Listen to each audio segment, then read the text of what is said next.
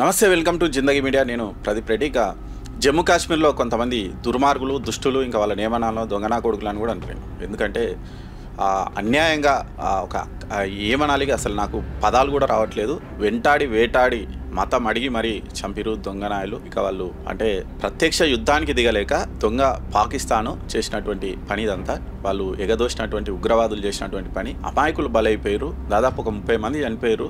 వాళ్ళని మరీ పాయింట్ బ్లాంక్లో ఇక ఎంత దారుణంగా చంపిరో మనం చూసినాం. దీని మీద యావత్ భారతదేశం అయితే చాలా తీవ్రంగా ఇక ఒక గుండె కోతతోటి, ఒక కసితోటి మళ్ళీ సర్జికల్ స్ట్రైక్ చేయాలి, అసలు పాకిస్తాన్ను ఆ ప్రపంచ పటం మీద లేకుండా చేయాలన్నంత ఆక్రోశము, ఆ కోపం అనేది అయితే కట్టలు తెగుతూ వస్తున్నది.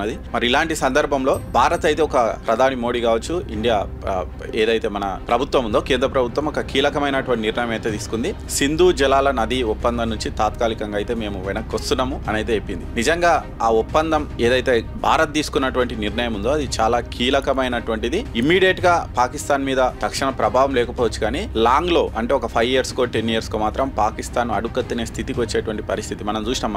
అప్పట్లో మనం మాల్దీవ్స్ చూసినాం. మాల్దీవ్స్ ఏం చేసింది అనేది ఇండియా మీద విషం కక్కింది. దాంతో ప్రధాని మోడీ పోయి సింపుల్ గా లక్షద్వీప్ లో ఒక కుర్చీ వేసుకొని కూర్చున్నాడు. ఆ తర్వాత మాల్దీవ్స్ ఏం చేసిందో, ఎంత అడుక్కున్నదో మనను, బాబు మాకు కొంచెం సాయం చేయండి, నేను ఏదో నోరు జారినా ఇప్పటి నుంచి అట్లా చెయ్యను, మా దేశానికి మళ్ళీ పర్యాటకులు రండి అని రకరకాలుగా వాళ్ళైతే బతిమలాడిరు. సరే, ఇది ఏమైనప్పటికీ అలాంటి పరిస్థితి ఇప్పుడు పాకిస్తాన్ కూడా ఇప్పుడు నిజంగా ప్రత్యక్షంగా యుద్ధం చేసేటువంటి పరిస్థితులు లేవు. ఎందుకంటే ఆర్థిక వ్యవస్థలు చిన్నాభిన్నం అయితే యుద్ధం అనేది మామూలు విషయం కాదు. మనం చూస్తున్నాం ఉక్రెయిన్ రష్యా యుద్ధం ఎన్ని రోజులు నడుస్తూనే ఉంది. అంటే రష్యా ఆర్థికంగా చాలా బలమైనటువంటిది, పెద్ద దేశం అయినప్పటికీ ఉక్రెయిన్ మీద గెలవలేకపోతుంది. ఉక్రెయిన్ కు చాలా దేశాలు అండగా ఉన్నాయి. సరే, అది వేరే అయినప్పటికీ పాకిస్తాన్ కు అన్ని దేశాలు అండగా లేకపోవచ్చు. కాకపోతే ఖచ్చితంగా అణు సామర్థ్యం ఉన్నటువంటి దేశం కాబట్టి మన మీద కూడా ఖచ్చితంగా ఎంతో ఎఫెక్ట్ పడే అవకాశం ఉంది. కాబట్టి ఇప్పుడు ప్రత్యక్ష యుద్ధం కంటే పరోక్షంగా దాని ఆర్థిక మూలాలను దెబ్బగొట్టి లేవకుండా చేస్తే శత్రువును తెలివితోని కొట్టాలి, బలంతో కాదు. పాకిస్తాన్ ను తెలివితోని కొడితే సరిపోతుంది బలం కంటే.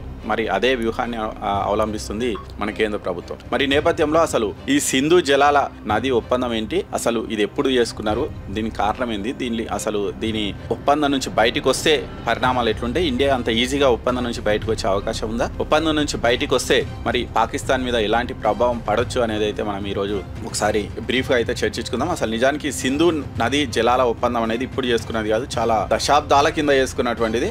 1960 సంవత్సరంలో ఇండియా పాకిస్తాన్ మధ్య కుదిరింది ఈ ఒప్పందము. సెప్టెంబర్ 19 తారీఖు. ఇది అప్పటి ప్రధానమంత్రి ఎవరైతే ఉన్నారో జవహర్ లాల్ నెహ్రూ, భారత తొలి ప్రధానమంత్రి జవహర్ లాల్ నెహ్రూ ప్లస్ పాకిస్తాన్ అధ్యక్షుడు అప్పుడు ఆయూబ్ ఖాన్ ఉండే, వీళ్ళిద్దరి మధ్య కుదిరినటువంటి ఒప్పందం. నిజంగా ఈ ఒప్పందం కుదరడం పాకిస్తాన్ కు చాలా ప్లస్ చేసింది, ఇండియాకు మైనస్ చేసింది అని కూడా చెప్తారు. ఎందుకంటే మనం పైన ఉన్నటువంటి భారతదేశం చాలా ఉదారంగా పాకిస్తాన్ కు చాలా ఎక్కువ మొత్తంలో నీటిని కేటాయించింది.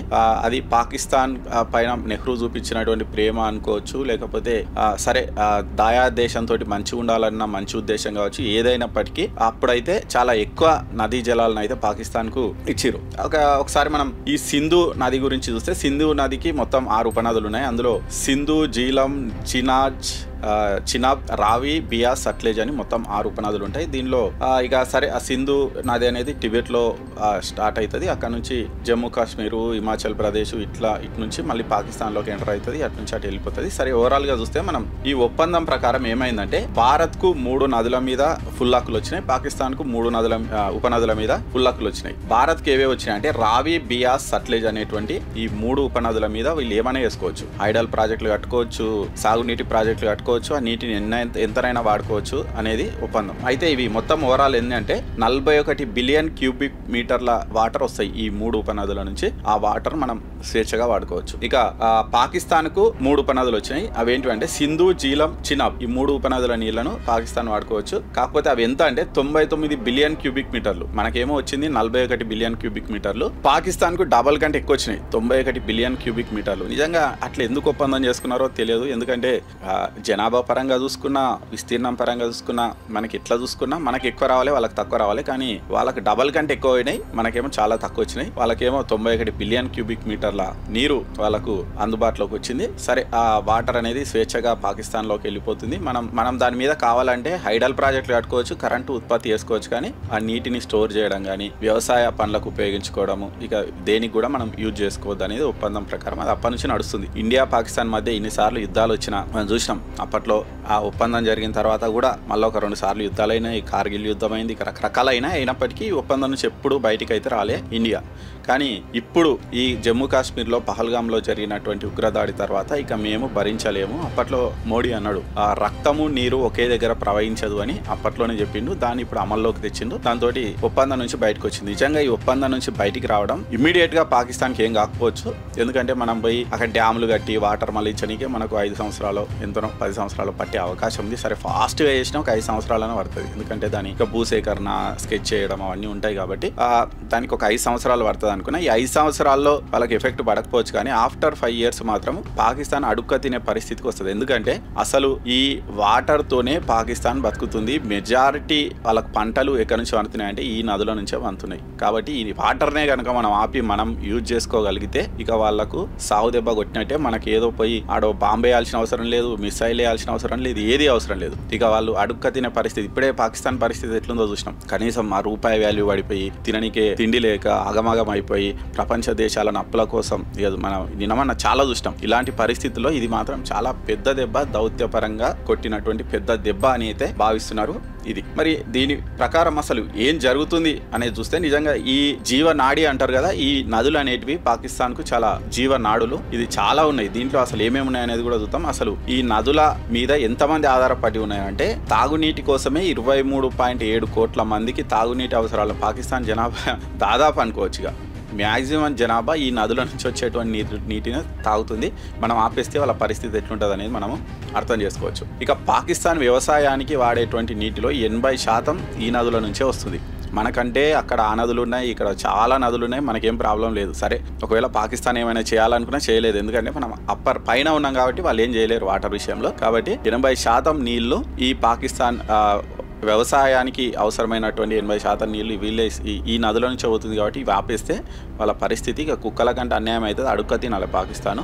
దానికి ఎవరు అన్నం కూడా పెట్టరు. ఎందుకంటే ఇటువంటి దుర్మార్గము, దుష్టం ఎప్పుడు వాళ్ళకు ఉన్నది ఏంటంటే ఇండియాను ఎక్కడ అస్థిరం చేయాలి, ఆగమాగం చేయాలి, వాళ్ళ మీద టెర్రర్ అటాకులు చేయాలి. అదే ఇక అదేదో డెవలప్మెంట్ మీద పెడితే వాళ్ళు మంచి ఎదుగుతారు. కానీ అదంతా ఏం లేకుండా ఎప్పుడు వాళ్ళ ఎవడు పాలకుడు ఉన్నా సరే గదే పని మీద ఉంటారు. ఎక్కడ ఆ కాశ్మీర్ను గెలకాలి, ఇది గెలకాలి, అది గెలకాలి. సరే ఈ పరిస్థితుల్లో అసలు ఆల్రెడీ పాకిస్తాన్ చాలా అతలాకుతలంలో ఉంది. అక్కడ బలూచిస్తాను ప్రాంతంలో రెబల్స్ ఆగమాగం చేస్తున్నారు. ఆ పాకిస్తాన్ ఆర్మీని అతలాకుతలం చేస్తున్నారు. అక్కడ ఏం చేయలేకపోతున్నారు. ఇప్పుడు ఇండియా కొట్టిన దెబ్బతోటి ఇక పాకిస్తాన్ పని మనం ఒక బాంబు వేయకుండానే పాకిస్తాన్ నిర్వీర్యమయ్యేటువంటి పని అయితే చేసింది ఇండియా. ఇక దీంతో పాటు చెప్పిన కదా దేశ జీడిపిలో 23% వ్యవసాయం నుంచే వస్తుంది. పాకిస్తాన్లో 63% మంది వ్యవసాయం మీద ఆధారపడినటువంటి వాళ్ళే ఉన్నారు పాకిస్తాన్లో. ఇలాంటి పరిస్థితుల్లో నీళ్ళు ఆపేస్తే వాళ్ళ ఆర్థిక కష్టాలు అనేవి ఇక బీభత్సంగా ఇక మామూలుగా పెరగవు. అటువంటి పరిస్థితుల్లో పాకిస్తాన్ చిక్కుకోవడం అయితే ఖాయమవుతుంది. ఇక దాంతోపాటు ఇక పాకిస్తాన్ మనం ఆల్రెడీ చూసినాం ఆర్థికంగా ఎంత దీన స్థితిలో ఉందో. ఇక ఆర్థిక వ్యవస్థ అయితే మొత్తం కుప్ప కూలిపోవచ్చు. సరే నేను చెప్పినది ఇమ్మీడియట్గా కాదు, ఇది ఖచ్చితంగా 5 years తర్వాత పడేటువంటి ఎఫెక్ట్లు ఇవన్నీ కూడా పడుతుంది. కాబట్టి ఇది ఖచ్చితంగా పాకిస్తాన్కి అయితే చాలా పెద్ద దెబ్బ. ఇక దీంతో పాటు ఇంకా కొన్ని ఉన్నాయి. అసలు నదికి ఎగువ భాగాన ఉన్న భారత్కు కొంచెం మనకు ఎక్కువ ఆప్షన్లు ఉంటాయి. కాబట్టి ఏం చేయలేము. ఎందుకంటే సరే దీనివల్ల మనకి ఏం ఎఫెక్ట్ పడదంటే పాకిస్తాన్ ఏం ఊకోదు, అంతర్జాతీయ న్యాయస్థానానికి పోతుంది, లేకపోతే ప్రపంచ బ్యాంక్ దగ్గరకు పోతుంది. మీరే కదా ఒప్పందం కుదిర్చింది, ఇట్లా భారత్ సడన్ గా బయటకు వచ్చింది, కొంచెం మీరు చూడండి అంటది. దానికి మనం ఏదో ఒకటి చెప్తాం. కాబట్టి ఇక వాళ్ళు ఏదో నెగోషియేషన్ చేయడానికి చూస్తారు. మనం గట్టిగా ఉంటే వాళ్ళకి మాత్రం దెబ్బ పడడం అయితే ఖాయం. కాకపోతే దీనివల్ల ఇంకేమైనా ఎఫెక్ట్ పడుతుంది అంటే పడవచ్చు. ఏంది అంటే ఇప్పుడు చైనా ఉంది. చైనా కూడా మనము ఆ బ్రహ్మపుత్ర నది చైనా నుంచి మన పైకి వస్తుంది. ఆల్రెడీ చైనా బ్రహ్మపుత్ర నది మీద చాలా పెద్ద పెద్ద డ్యామ్లు కట్టి వాటర్ బాంబ్స్ ప్రయోగించనే కూడా అది ట్రై చేస్తుంది. అంటే వాంటెడ్లీగా వాటర్ స్టోరేజ్ చేసి సడన్ గా దాన్ని గేట్లు తెరిచి దాన్ని ఒకేసారి వదిలేయడం వల్ల మనకు కొంచెం ప్రాబ్లం వచ్చేటువంటి అవకాశం ఉంది. కాబట్టి అలాంటి పనులు చైనా చేసేటువంటి అవకాశం ఉంది. కాబట్టి అలాంటి పనులు అనేటివి చేసే అవకాశం ఉంది చైనా, ఇది సాగ్గా చూపి. కాబట్టి అటువంటి ప్రాబ్లమ్స్ అయితే అయ్యేటువంటి అవకాశం అయితే ఓకే. ఈ చైనా ఎఫెక్ట్ కానీ తీస్తా నది జలాల ఒప్పందం ఉంది బంగ్లాదేశ్ తోటి, వీటి మీద కొంచెం ఎఫెక్ట్ పడవచ్చు. అది పక్కన పెడితే ఓవరాల్ గా అయితే పాకిస్తాన్ కు మాత్రం ఇది చావు దెబ్బ అని చెప్పొచ్చు. దౌత్య పరంగా కానీ మనం చేసినటువంటి పెద్ద దెబ్బ, ఇది మామూలు దెబ్బ కాదు. దీని ఎఫెక్ట్లు ఖచ్చితంగా మనం చూస్తాం. ఒక 5 years తర్వాత పాకిస్తాన్ గుండెల్లో రైళ్లు పరిగెత్తే వాళ్ళు ఏదో ఒకవేళ మళ్ళీ సర్జికల్ స్ట్రైక్స్ చేయొచ్చు అని విమానాలను తీసుకొచ్చి పెట్టడం అది ఇది ఏదో చేశారు. కానీ ఇవేవి చేయకుండా పెద్ద సర్జికల్ స్ట్రైక్ అయితే చేసింది పాకిస్తాన్ మీద మోడీ గవర్నమెంట్ దీని మీద ఖచ్చితంగా చాలా పెద్ద ఎఫెక్ట్ పడుతుంది. ఇక మళ్ళీ ఉగ్రవాదం జోలికి వెళ్ళాలంటే పాకిస్తాన్ వణికే పరిస్థితి వచ్చేటువంటి అవకాశం అయితే చాలా స్పష్టంగా కనిపిస్తుంది. Thank you.